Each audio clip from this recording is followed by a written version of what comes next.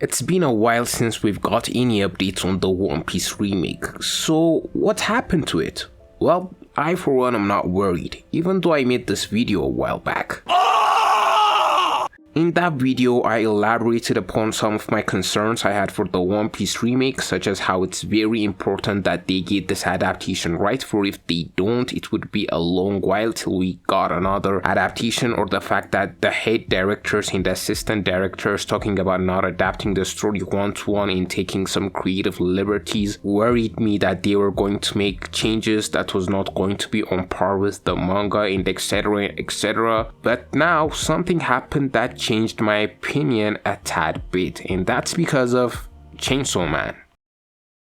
Well, you see, after the first season of Chainsaw Man finished airing, Studio Mappa announced that there was going to be a movie for it first, covering the Rose arc, and after that, they went radio silent for a very long time, while other Studio Mappa projects like Jujutsu Kaisen were getting stunningly animated 25 episodes per season, and also a season 3 for JJK was announced, all before the update for the Chainsaw Man movie came out, and that update came in the form of a trailer, and boy was it gorgeous. It was one of the most beautifully animated pieces of media I've ever seen, and it was worth the wait, and it eradicated any doubts that the movie's animation will be anything below masterpiece level. And this event happened during Jump Festa, where I was eagerly awaiting an update on the One Piece remake, such as a trailer or a release date for it, but it never happened, and it reminded me of the situation with Chainsaw Man. Chainsaw Man fans waited for a long time for an update on their movie, and it came in the form of one of the most gorgeously animated trailers I've ever seen. So the longer it was taking to make the One Piece remake, it meant to me that it was being carefully crafted with care and that it's going to be a well-made anime. And I'm sure that will be the case and not the situation that occurred with Uzumaki. If you know, you know.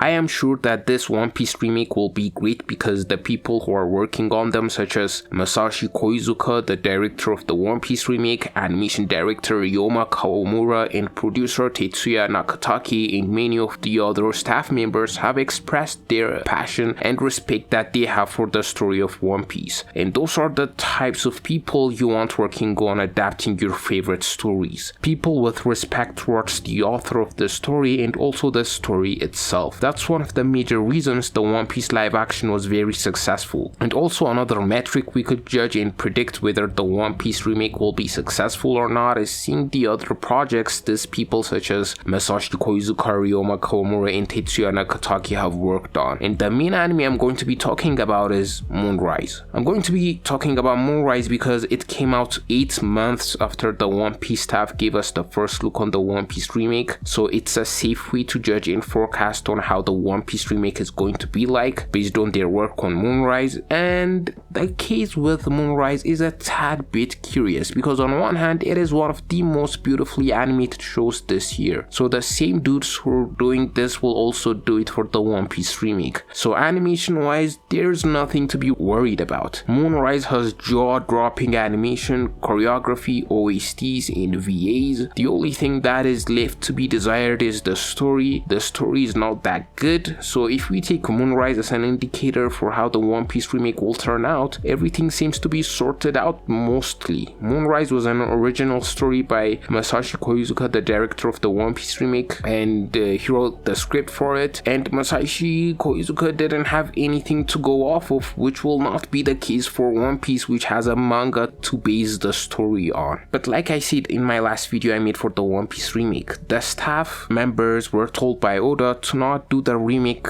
panel by panel, but to instead to take liberties while adapting the story. And seeing the staff write an original story which is Moonrise and it not turning out that well gets me worried about the liberties the staff on the One Piece remake are going to take. Don't get me wrong, I'm not saying the story for the One Piece remake is going to turn out bad, especially because Masashi Koizuka said in that first look video we got that for the major emotional scenes that he wanted to be authentic. It quenches my worry, but it doesn't fully satisfied for what I want the One Piece remake to be. I want the One Piece manga to be fully adapted, including every single panel. I'm not saying they can't take certain liberties like animating or adding stuff to the story, like how they went out of their way to make a fully 3D model of a town to animate things in a certain way. I'm all for that. But the story, I want the story to be fully adapted, even including the Gaimon arc, because that's what makes One Piece One Piece. I don't want it to cut some content and events from the manga like how the One Piece live action did. Also, there are a portion of the One Piece fanbase that wants the remake to change some aspects of the East Blue Saga, and the main reasoning being to suit the short attention span of modern audiences, and this argument irks me up for the same reasons I stated before. I don't want the Fuchsia village arc, which was Usopp's arc in the East Blue, to be cut short. I know it's considered to be one of the weakest arcs of the story, but if we get a good adaptation of it without cutting anything, it automatically becomes better than the manga, because that's what anime does if a work is adapted properly. It enhances the source material. So cutting is not necessary as long as we get a good animation in a proper pacing, unlike the Toei's version of One Piece. I'd also like for the Gaimon part of the East Blue Saga to be fully adapted in all its glory,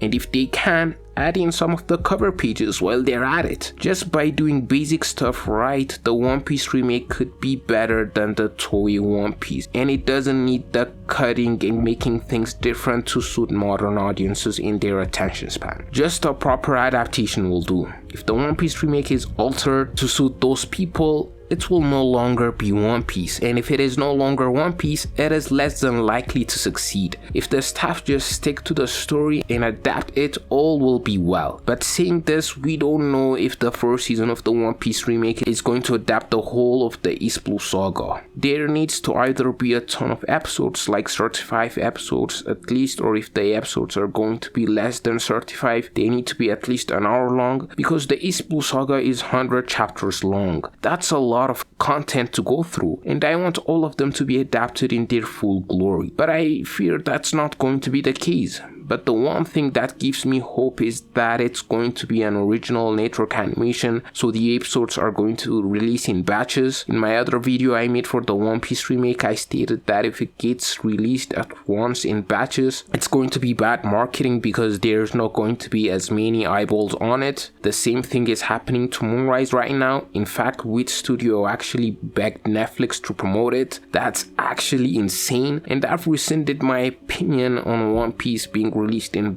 batches as a bad thing, simply because One Piece is not Moonrise. One Piece is a mega popular IP that already has a lot of hype behind it, so when it releases, I believe its popularity will not be affected as many anime that get released in batches. So especially for us who already are One Piece fans, it would be a blast to watch the One Piece remake in one go and binge it, because I've always felt like One Piece is a story that is better enjoyed while binging. In fact, not just One Piece but most long form narratives, because they have long setups that lead to a huge climax, and almost every big One Piece arc is like that. So when it comes to the One Piece remake, there couldn't have been a better studio to make it and better streaming service to release it on. But as I say this, I can't help but be reminded of the situation with JoJo's Part 6 Stone Ocean. Stone Ocean released parts of its episodes in batches on Netflix, and months later it released its remaining episodes to complete the Stone Ocean part. And the thing is that the popularity of Stone Ocean was negatively affected because they released it that way. It wasn't like the previous JoJo's parts where the hype for them never died out because they kept releasing an episode every week. And much like One Piece, since JoJo's Bizarre Adventure is a big popular IP,